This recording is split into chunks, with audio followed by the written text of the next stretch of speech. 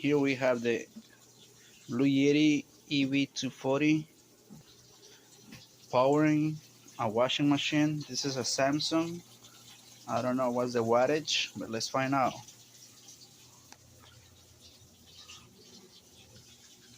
Alright, as you can see, it's drawing like 200, 400. It's going up and down because I just start washing now, and this thing is running it with no problems at all.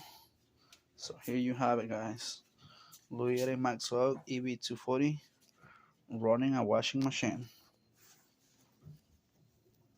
Incredible with this thing. This is a beast.